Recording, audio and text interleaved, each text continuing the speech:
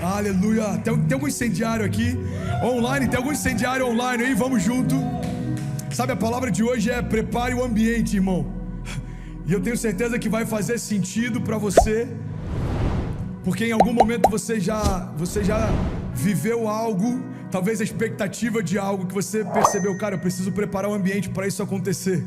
Seja o primeiro encontro com a mulher dos seus sonhos, seja a visita de alguém que você tem muito carinho, seja uma apresentação que você precisava fazer, irmão.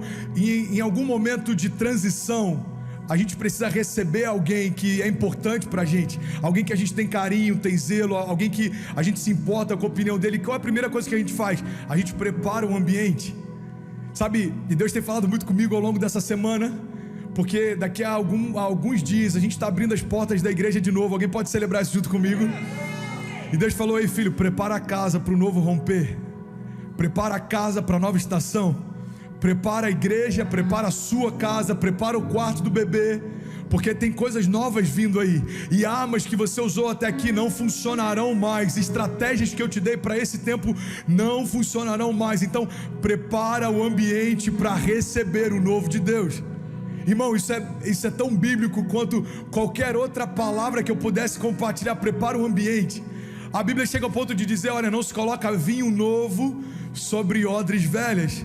Em outras palavras, Deus está dizendo: ei, quando o ambiente estiver pronto, o novo de Deus é derramado. Quando Deus cria o homem, a gente lê que no 6º dia o homem foi criado, mas nos dias anteriores Deus criou os céus, o firmamento, estabeleceu cada coisa na criação, cada animal da criação, estabeleceu a separação entre dia e noite, entre os céus e a terra, entre a porção seca e a porção molhada.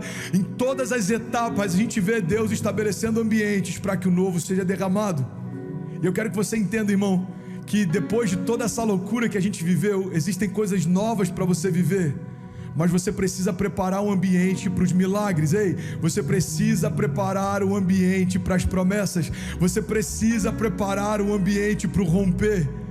E essa é a palavra de hoje. Eu quero compartilhar 5 chaves que vão te ajudar a experimentar esse novo tempo, esse novo nível, irmão. Next level, existe um novo nível para vivermos em Deus.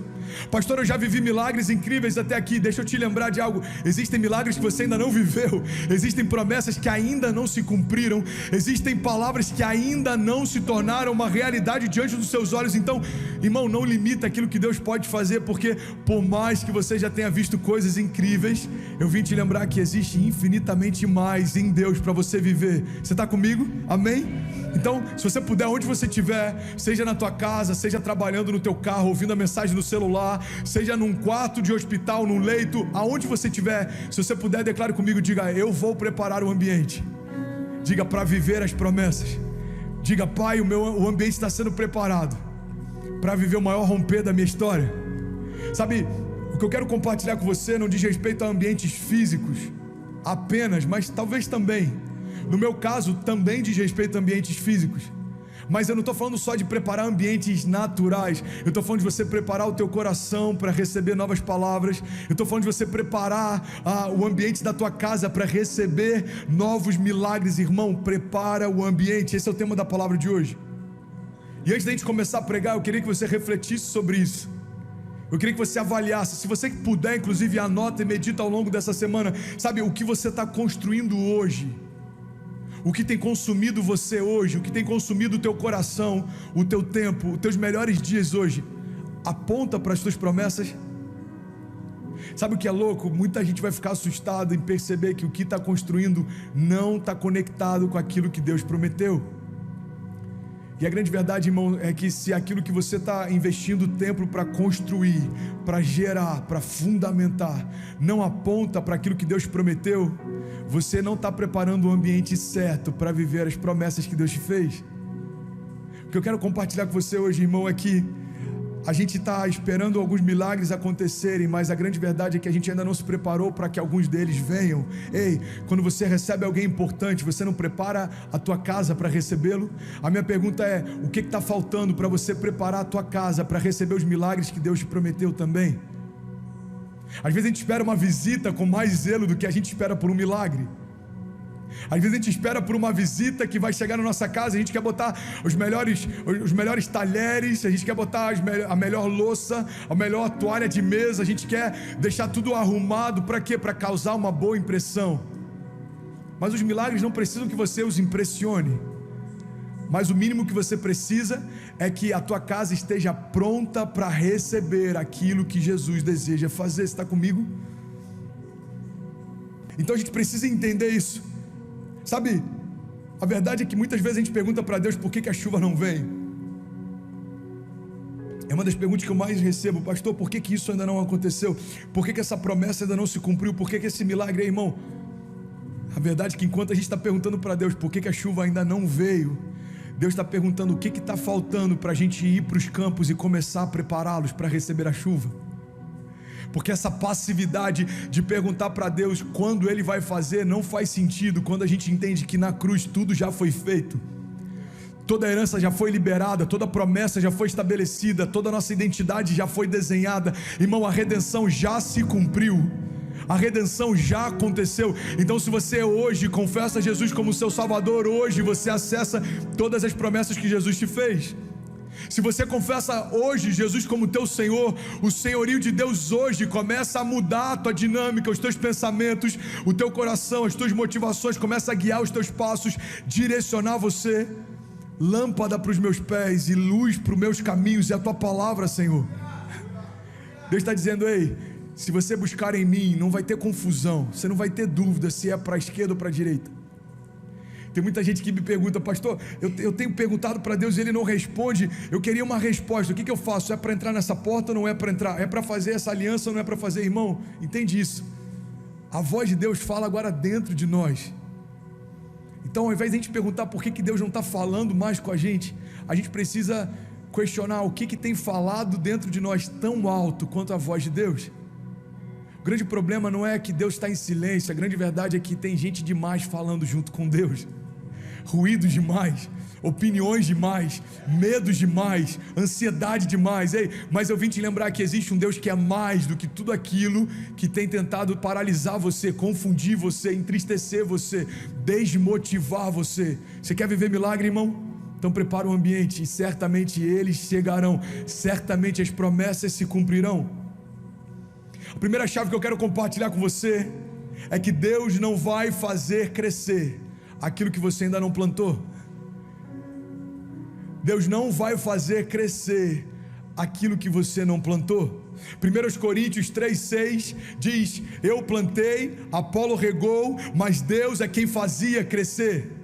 Eu plantei, Apolo regou, mas Deus é quem fazia crescer. Naquela época começou a ter uma divisão na igreja. Alguns começavam a dizer: eu sou de Paulo. Outros diziam: não, eu sou de Apolo. E aí Paulo então fala: ei, gente, vamos deixar uma coisa clara, eu fiz uma parte, Apolo está fazendo outra, mas quem traz o crescimento é o Senhor.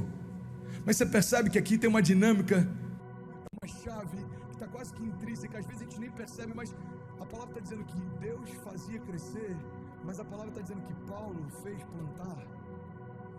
E talvez tem coisas que você está perguntando para Deus por que não crescem, e Deus está perguntando para você por que você ainda não semeou. Irmão, eu gosto de falar sobre essa dinâmica da semente, porque ela se aplica na nossa vida financeira, mas na nossa vida de milagres também. Ela se aplica nas nossas finanças, mas no nosso ministério também. Entenda isso. Ou seja, a semente é a matéria-prima para o milagre, mas o que vai liberar o milagre é quando você semeia no lugar certo, no tempo certo e descansa, tendo a certeza que certamente vai frutificar. Jesus chega ao ponto de, em um momento, falar sobre a semente do evangelho, e ele compara com um semeador que saiu a semear, e a semente caía em diferentes tipos de solo. Jesus está deixando claro que o que tem a ver com a semente tem a ver com o lugar onde a semente foi plantada. E entende isso, irmão? Naquele contexto, Jesus estava falando com agricultores, com homens que trabalhavam no campo. Eles entendiam de semeadura. Basicamente o que Jesus está dizendo é: ei, existe poder na semente, mas existe poder no lugar onde as sementes são plantadas também. Irmão, tem muita gente falando: Deus, a minha casa não prospera, a minha empresa não floresce, o meu ministério não acontece, os meus sonhos não se realizam.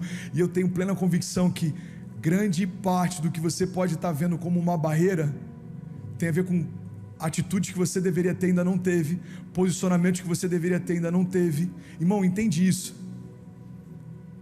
O maior interessado em fazer você prosperar é o Deus da prosperidade. O maior interessado em fazer você descansar é o Deus que estabelece descanso.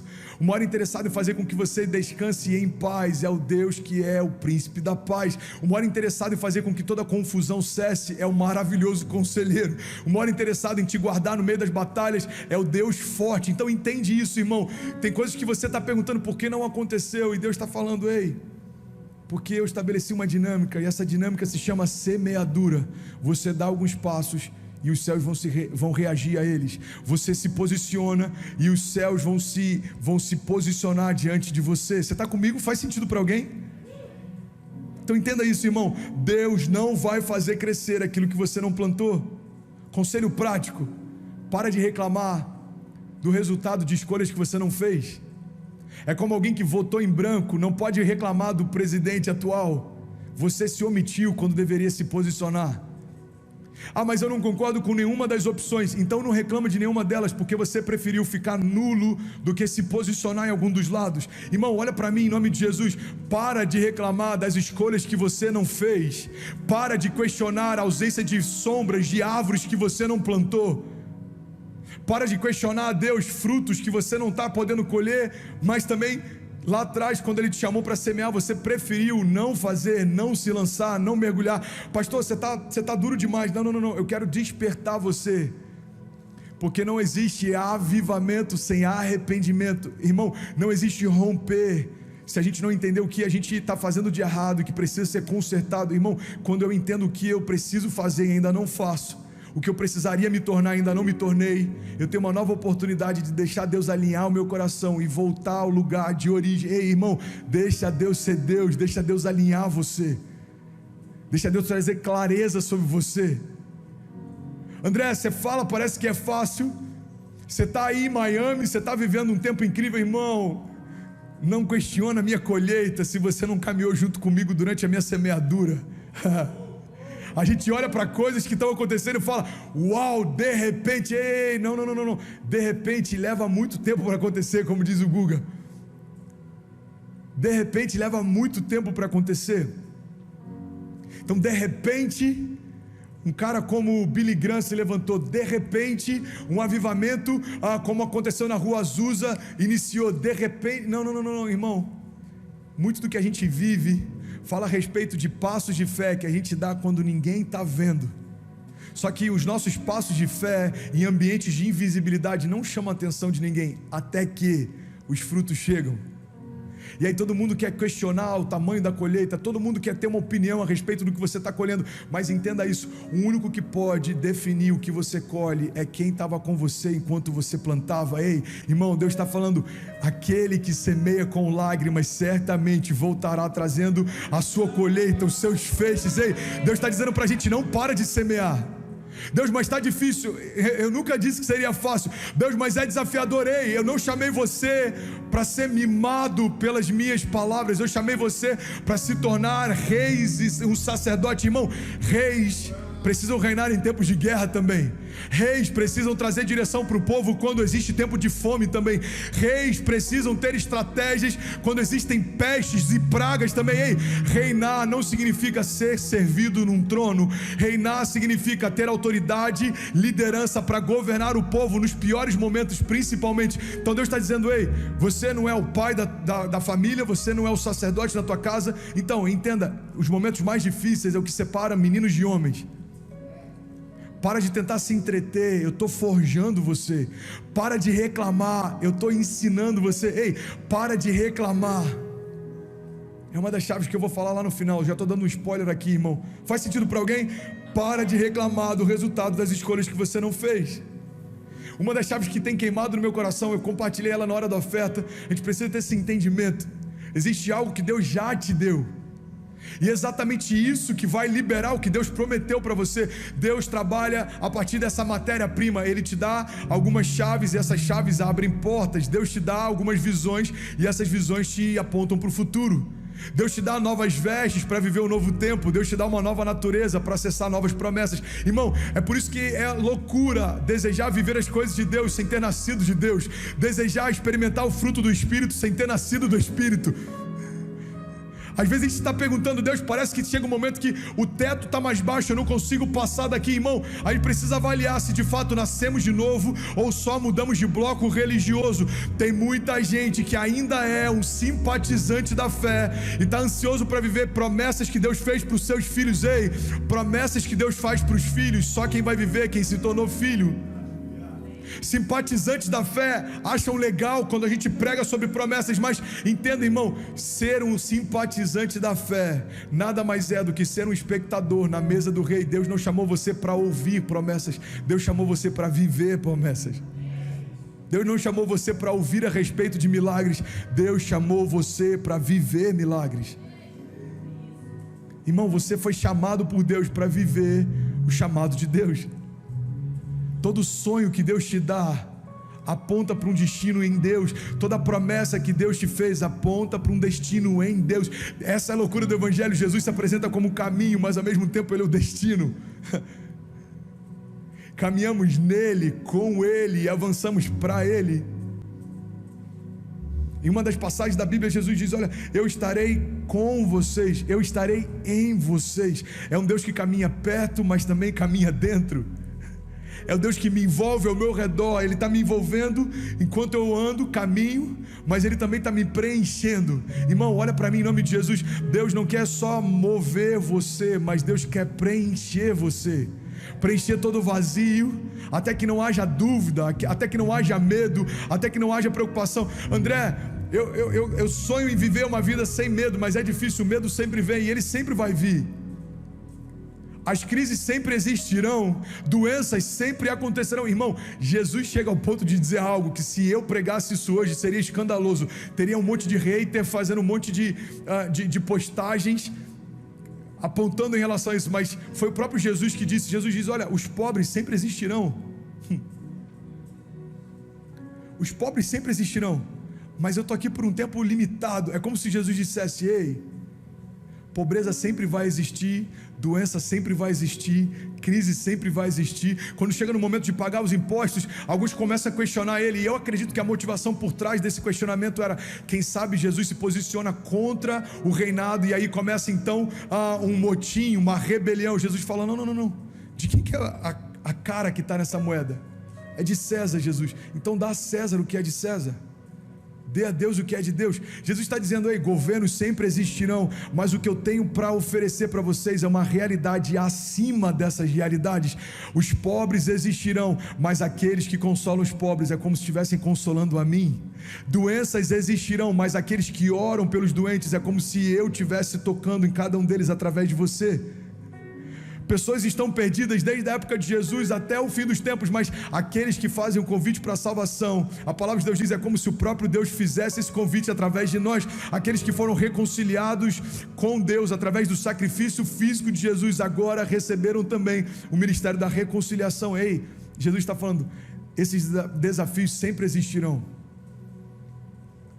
mas apesar dos desafios, vocês vão viver o que eu prometi. Apesar dos desafios, vocês vão viver milagres. Você está comigo? Diga amém. Segunda chave que eu quero compartilhar com você, irmão, é que todo ponto de virada, alguém quer viver um ponto de virada aí? Tem um dos livros que é um best-seller do New York Times, fala sobre pontos de virada, e eu lembro que quando eu li esse livro é interessante porque existem algumas chaves que viram na nossa história e são pontos de virada. É como aquele jogador, cara, que vivia passando necessidade a vida inteira, e aí do nada um clube grande chama ele, e ele assina um contrato da vida dele. A vida dele mudou para sempre.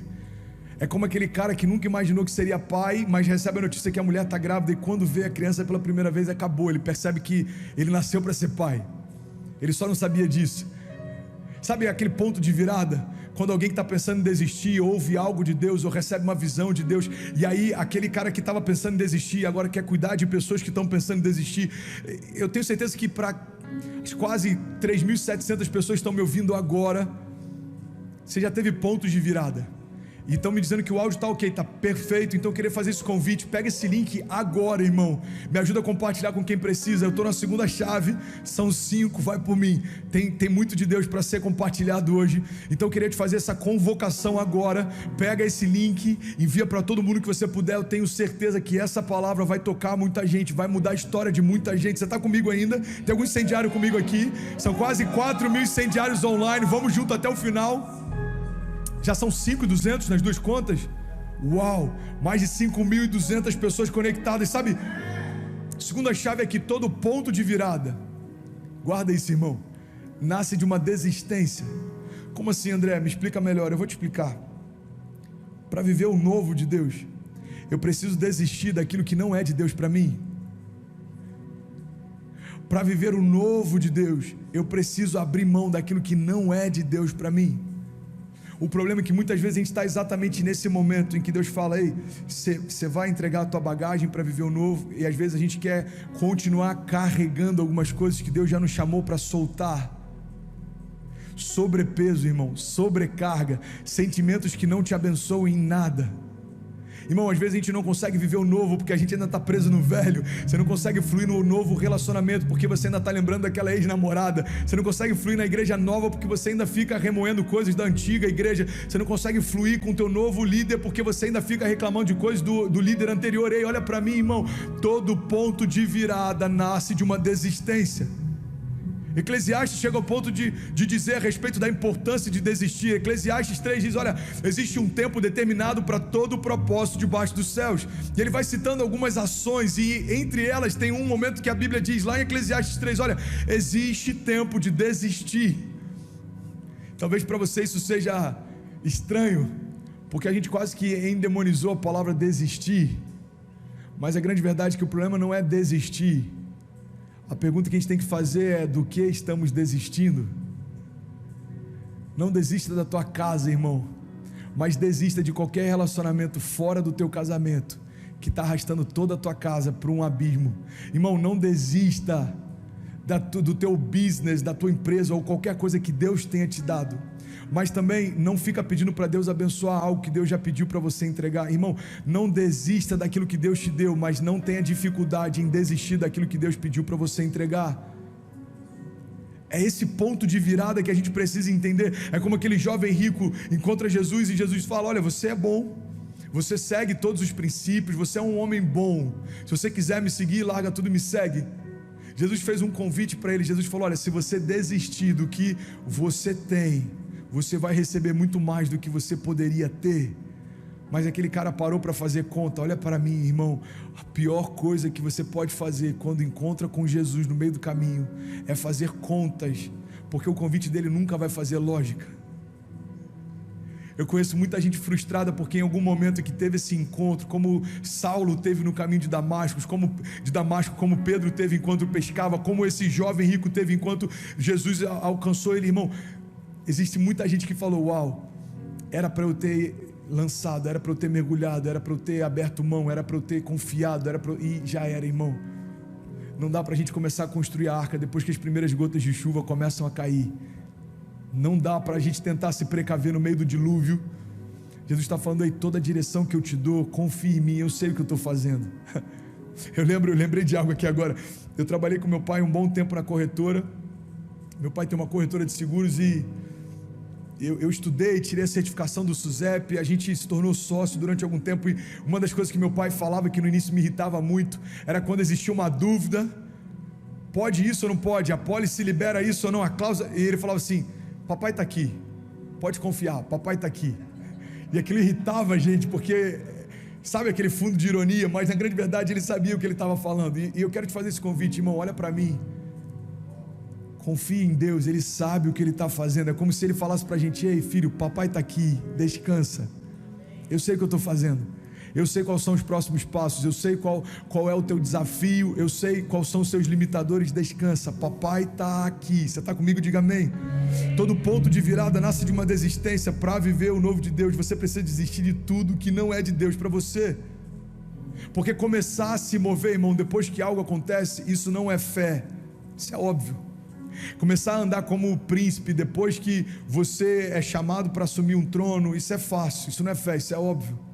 Começar a andar como uma nova criatura depois que todos os milagres acontecem, depois que todas as portas se abrem, isso é fácil. Difícil é entender que em Deus você é mais do que vencedor, a despeito daquilo que os seus olhos conseguem ver. Celebrar depois que o milagre chega, que a boa notícia acontece, que o diagnóstico é cancelado, isso não é fé, irmão, isso é óbvio. Qualquer pessoa que não crê em Deus, quando recebe um diagnóstico dizendo que a doença saiu, vai celebrar. Agora a fé é andar como se já fosse, celebrar como se já fosse, descansar como se já fosse. Você sabe por quê? Porque a fé é exatamente isso, tratar as coisas que não são como se já fossem. Sabe, a terceira chave que eu quero compartilhar com você é que sem fé, sem milagres. Você pode declarar isso comigo? Diga: sem fé, sem milagres. Tem um ditado, você já deve ter ouvido alguma vez, que é no pain, no gain. Sem perda, sem ganho. E eu acabei de criar um novo ditado. Eu estava ali na minha sala revisando a passagem, essa mensagem, e eu acabei de criar um novo milagre. Esse milagre, um novo milagre, um novo ditado. Esse ditado é: no faith, no miracle. Sem fé, sem milagre. Essa equação é a mais fácil que eu consegui criar para compartilhar. É a equação mais básica, irmão. Sem fé, sem milagre. E talvez você está dizendo: André, eu não estou vivendo milagre. Minha pergunta é: você tem fé? Se não tem, eu já sei qual é o problema na tua equação. Irmão, a palavra está dizendo: tudo é possível ao que crê. Tudo, quando você vai no original, olha que revelamento revelar, tudo é tudo. Não tem algumas exclusões, não é como aqueles sorteios que passa na televisão cheio de asterisco embaixo. Não. A palavra está dizendo aí: tudo é possível ao que crê. Tudo é tudo, irmão. Então a palavra está dizendo: ei, se você crê, certamente os seus olhos verão. Se você crê, certamente os seus olhos verão. Essa é uma chave que eu carrego na minha vida, irmão. Se eu conseguir crer mesmo sem ver, certamente os meus olhos verão. No faith, no miracle. Olha o que Tiago 1,6 diz: peça, porém, com fé, sem duvidar. Por que muitas vezes a gente para no meio do caminho? Porque às vezes a gente pede, mas sem fé. Às vezes a gente pede com fé, mas duvida. Às vezes a gente pede com fé, mas desiste. A palavra está dizendo: olha, se você pedir com fé e não duvidar, pois aquele que duvida é semelhante à onda do mar, levada e agitada pelo vento. Não pense tal homem que receberá coisa alguma do Senhor, porque é alguém que tem mente dividida e é instável em tudo que faz. Irmão, olha para mim em nome de Jesus. A vida já é instável, você não precisa ser também. Os mercados financeiros já são instáveis demais. Os governos já são instáveis demais. As economias já são instáveis demais. Deus está chamando a gente para fundamentar a nossa história numa rocha inabalável. Está dizendo: olha, é como uma âncora para a sua alma. É como um porto seguro para o seu navio. Você pode pegar qualquer analogia e você vai sempre perceber que aquilo que é seguro é exatamente essa dinâmica que Deus está estabelecendo para nós. A gente precisa entender: o mar está agitado, mas existe uma segurança em Deus. Os ventos são fortes, mas existe uma segurança em Deus. Deus é uma rocha inabalável, e aqueles que confiam nele se tornaram inabaláveis também. Não tem a ver com a nossa natureza, irmão. Nossa natureza é frágil, a gente é vulnerável. Não tem a ver com a gente se tornar forte, tem a ver com, mesmo sendo tão vulneráveis, descansarmos em um Deus que é forte, nos escondermos em um Deus que é inabalável. Pastor, desculpa, faz sentido, mas eu não consigo enxergar uma saída. Você está falando, eu acho incrível, você está falando, eu acho legal, muito bom esse tipo de fé que vocês têm, mas eu não consigo enxergar uma saída. Irmão, olha para mim. Deus não está chamando você para enxergar, Deus está chamando você para confiar. É além do que os meus olhos podem ver, é além daquilo que eu consigo ver. Ei, aquilo que Deus nos chamou para viver não tem a ver com aquilo que a gente enxerga, tem a ver com aquilo que Ele fala. Hebreus 11:1 diz: ora, a fé é a certeza daquilo que esperamos e é a prova das coisas que não vemos. Ei, como se pode provar algo que não vê? É como um relacionamento. Eu posso chegar para Kezinho e falar: amor, eu te amo. Tá bom, prova. Tem 12 anos que a gente está junto. E eu sempre voltei para você. Tem 12 anos que a gente está junto. E mesmo com momentos difíceis, a gente permaneceu junto e venceu todo o desafio, toda a crise. Você percebe que um relacionamento ensina a gente a respeito de confiança, e isso não precisa ser provado a partir daquilo que se vê.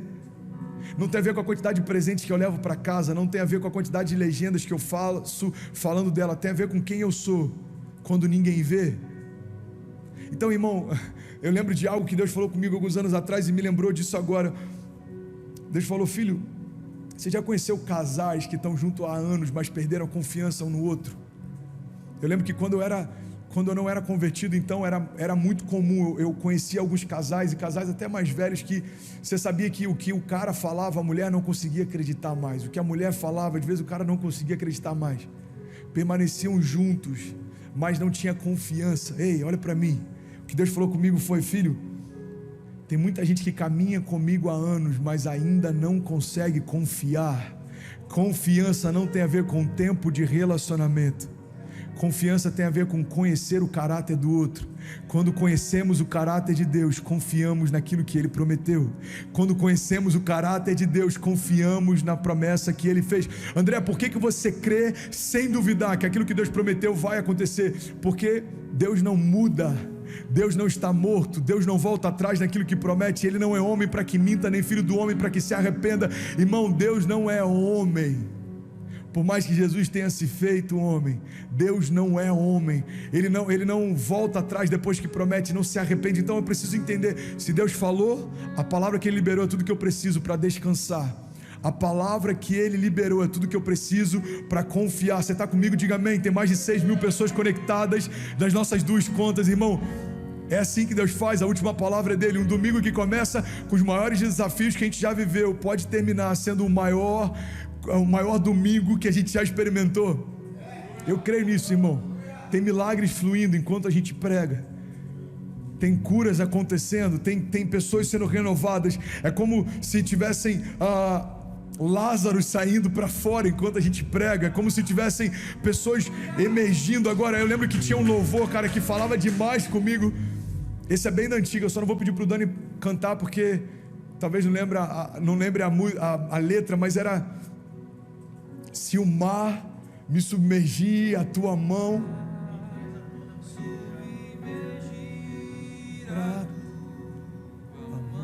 abaixa só um pouquinho o mic para me traz à tona pra respirar, me faz andar sobre as águas. É isso, irmão.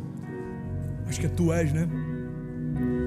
Tu és o Deus da minha salvação, és o meu dono, a minha paixão, minha canção e o meu louvor. Acho que é Aleluia, não é o refrão? Demais essa música, vai.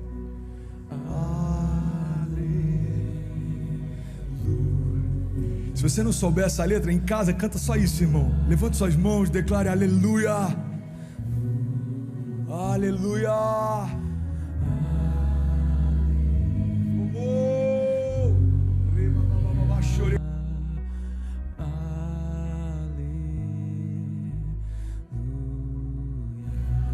Se o mar me submergir, a tua mão me traz à tona pra respirar, me faz andar sobre as águas.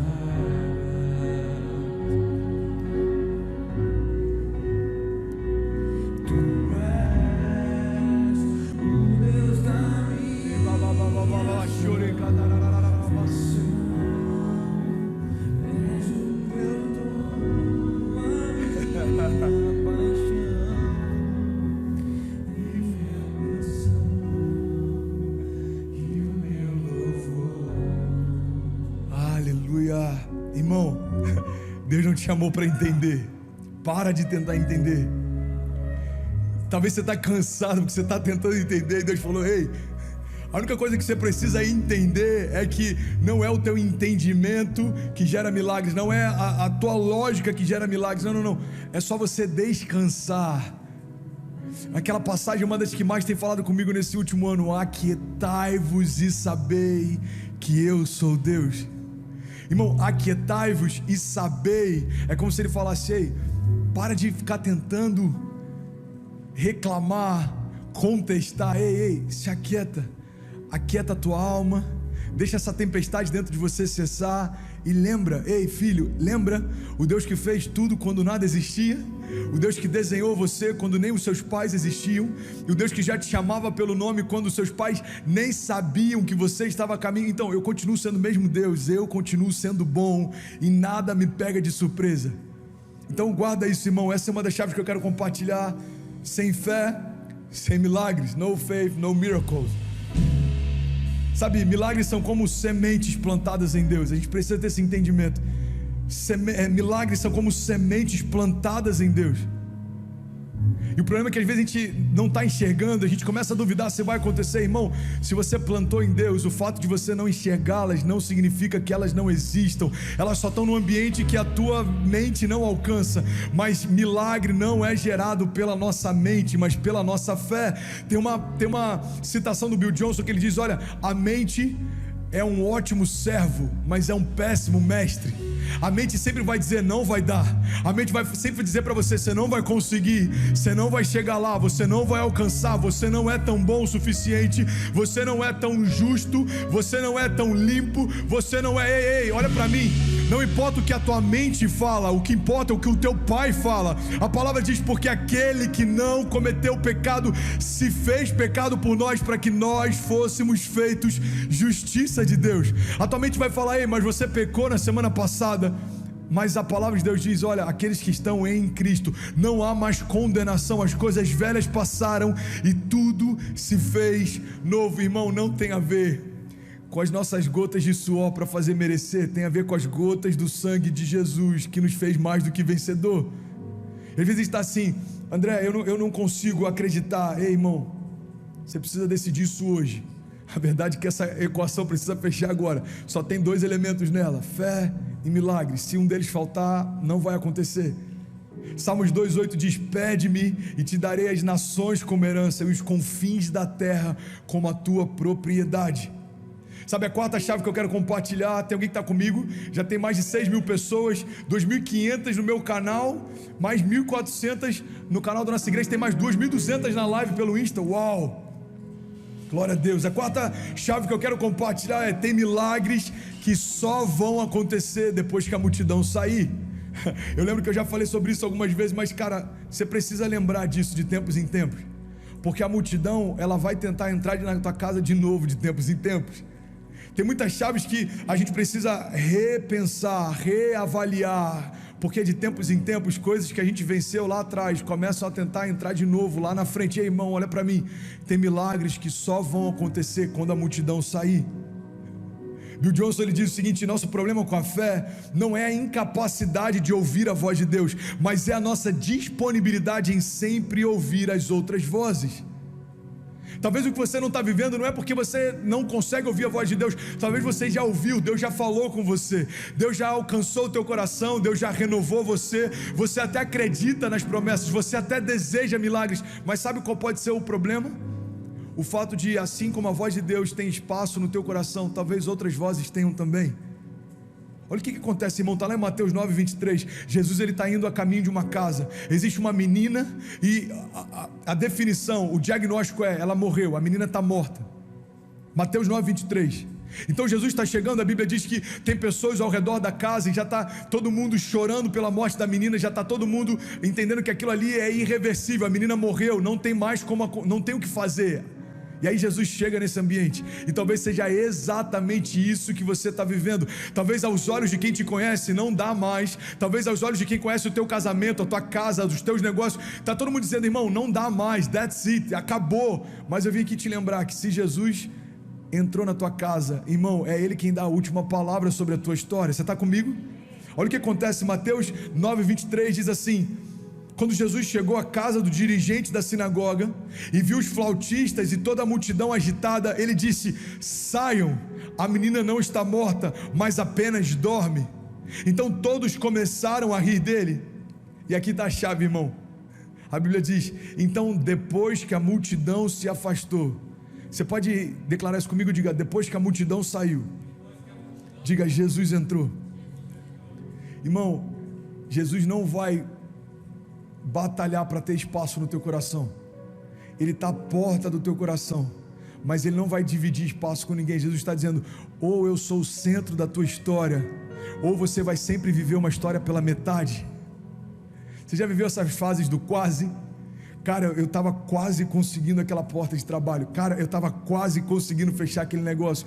Cara, eu estava quase conseguindo organizar tudo para o casamento. Eu estava quase conseguindo a viagem de lua de mel dos sonhos. Eu estava quase. Ei, irmão, Jesus está dizendo: ei, sabe por que às vezes a gente é tão inconstante e vive de fases de quase em quase? Porque a gente quer mergulhar em Deus pela metade. E Deus está dizendo: ó, ou você confia por inteiro, ou você descansa por inteiro, ou você se lança por inteiro, ou você vai sempre experimentar uma parte de quem eu sou. Irmão, Jesus ele está ensinando para a gente uma dinâmica. Eu só posso entrar, eu só vou entrar quando a multidão sair. A Bíblia segue dizendo: depois que a multidão se afastou e ele entrou, tomou então a menina pela mão e ela se levantou. Então a notícia desse acontecimento se espalhou por toda aquela região. Sabe o que eu acho interessante? Olha, vem comigo, irmão. A Bíblia está dizendo: todo mundo entendia que aquela menina estava morta, e quando Jesus disse o que faria, todo mundo riu dele. Mas logo em seguida, a Bíblia diz que assim que a menina se levantou, todo mundo começou a falar do que aconteceu. A verdade, irmão, é que a mesma multidão que ri dos seus milagres vai contar para todo mundo o que Jesus fez na sua casa. E a culpa não é da multidão, essa é a natureza da multidão. Sabe, tem uma frase que fala que não é toda concordância burra, mas toda... eu queria tanto lembrar agora essa palavra. Mas fala a respeito desse momento em que todo mundo concorda. Quando todo mundo concorda, irmão, você tem... Isso, toda unanimidade é burra. Então o que acontece com a multidão? Qual que é o problema da multidão? O problema é que a multidão sempre se move pelo senso comum. É como Jesus andando no meio do povo: aquele homem é bom. E aí a multidão começa a dizer: aquele homem é bom, vamos atrás dele, ele faz milagres, ele multiplica pão, ele cessa a fome, ele cura enfermos, ele liberta cativos. Só que aí em um determinado momento a multidão muda, e a mesma multidão que gritava hosana, dias depois está gritando crucifica-o. O que Jesus está ensinando para a gente é: ei filho, se você se mover pelos conselhos da multidão, você vai ser inconstante como a multidão é. A multidão muda, a mesma multidão que celebra um pastor num dia, por conta de uma palavra que ele pode liberar, pode fechar completamente o coração no outro. A mesma multidão que grita o nome de um atleta entrando em campo num dia, depois de algum tempo pode vaiá-lo quando entrar no mesmo estádio, lutando e jogando pelo mesmo time. Ei, irmão, quem caminha pela multidão se torna refém da opinião dos outros. Quem caminha pela multidão se tornou refém. As suas emoções não são mais suas, são da multidão. Por quê? Porque se a multidão te aceita, você se sente aceito. Se a multidão te rejeita, você se sente sozinho.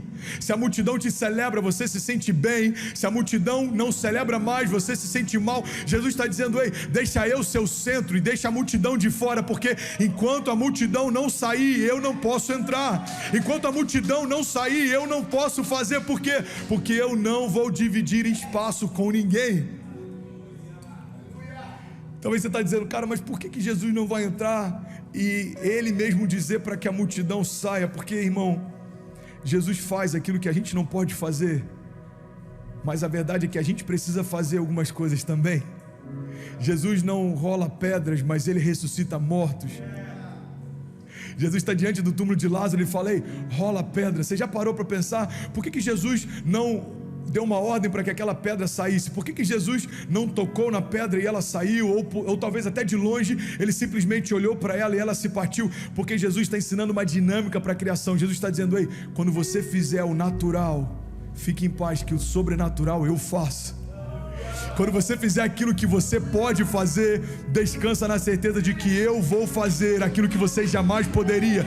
Ei, irmão, Jesus não veio para mudar Coisas simples. Jesus veio para mudar coisas que eram impossíveis. Por isso que tem milagres que a gente está pedindo para Deus que a gente nem precisaria deles. Como assim, pastor? Eu vou te explicar, irmão. Tem gente pedindo milagre no casamento e na verdade tudo que você precisa é ser mais romântico dentro de casa.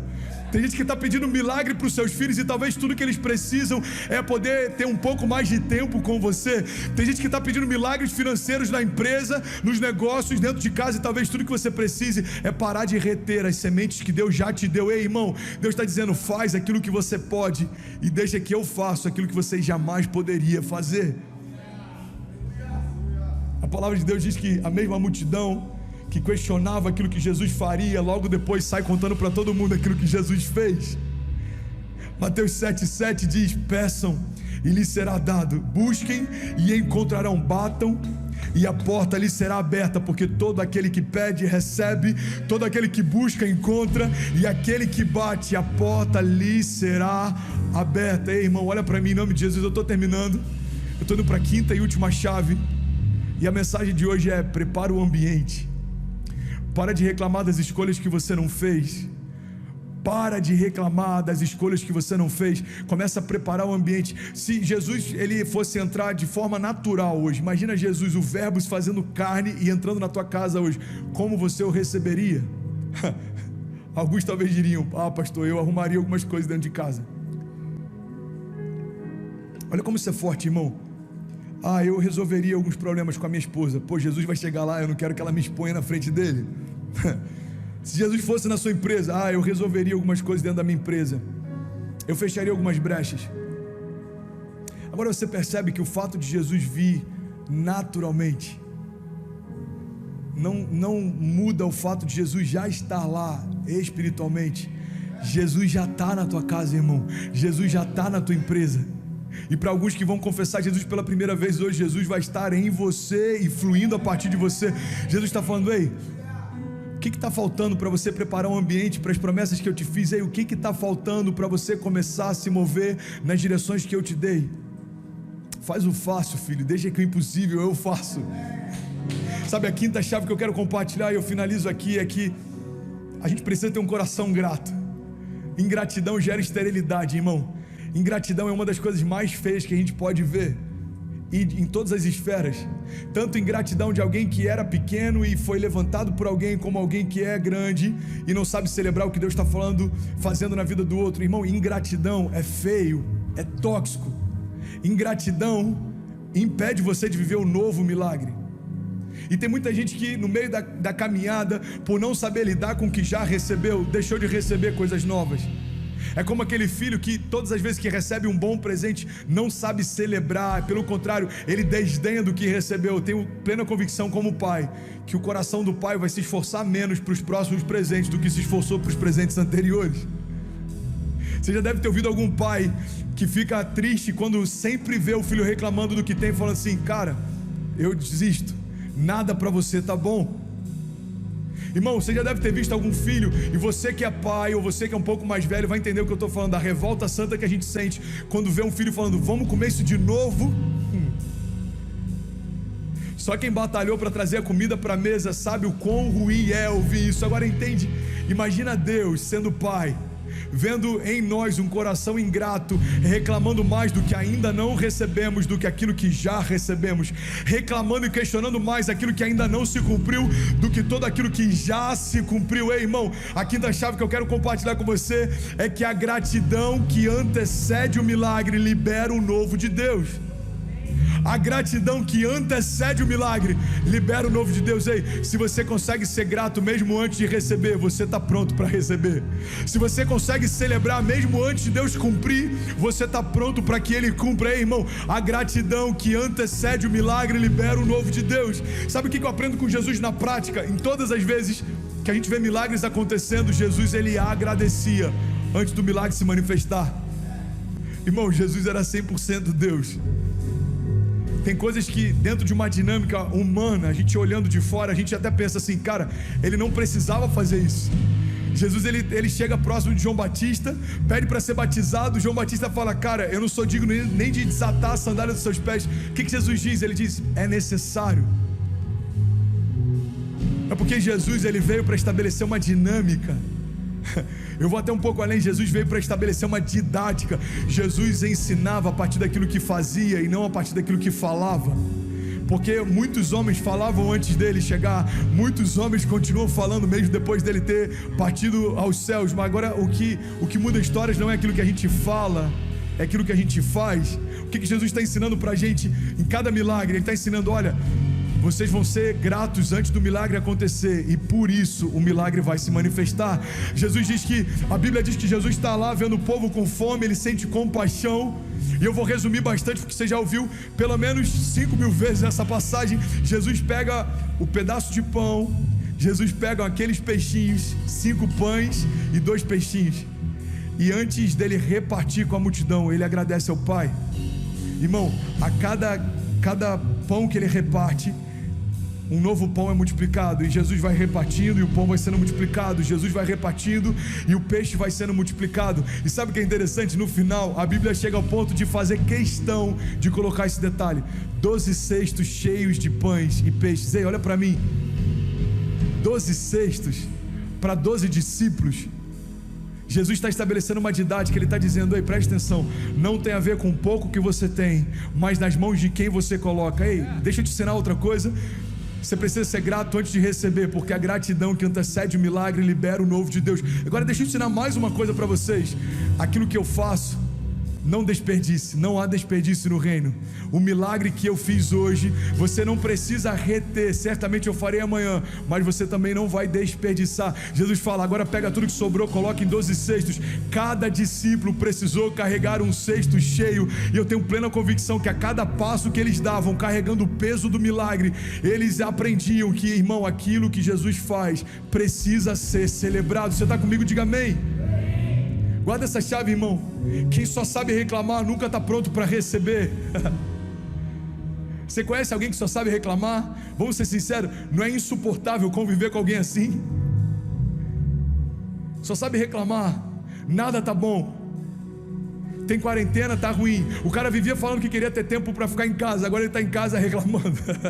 O cara vivia reclamando que queria ter tempo com a família, agora tem tempo para a família e continua reclamando. Nada tá bom.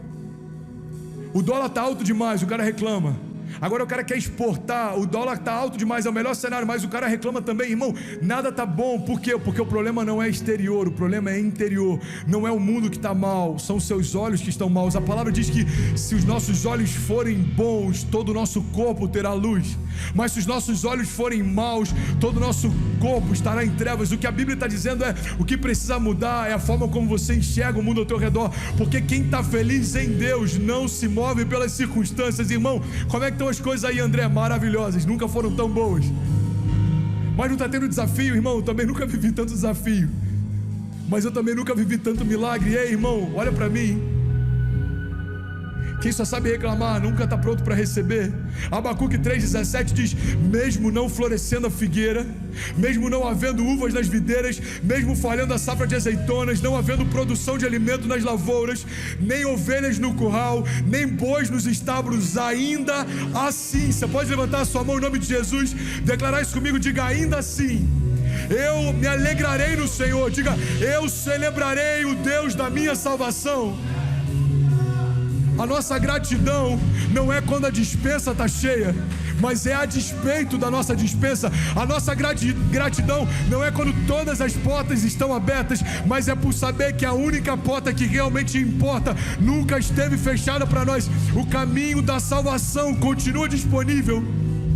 Irmão, a Bíblia diz que os discípulos foram enviados por Jesus, empoderados por Jesus, e eles voltam celebrando. 72 discípulos dizendo: ei, mestre, no teu nome a gente orou, os demônios se submeteram, milagres aconteceram, foi surreal. E Jesus diz para eles: ei, vocês se alegram porque viram demônios se submetendo?